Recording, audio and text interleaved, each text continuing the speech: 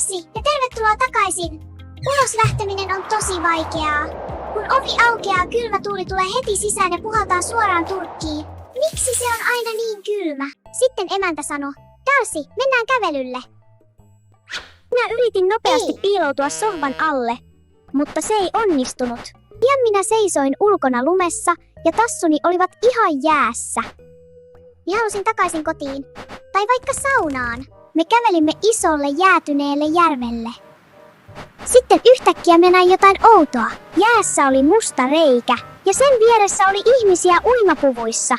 Mitä ihmettä? Yksi mies meni suoraan veteen. Hän hengitti syvään, mutta ei kuollut. Emäntä sanoi, että se oli avanto. Mutta minusta se näytti ihan isolta keitolta, jossa oli suomalaisia.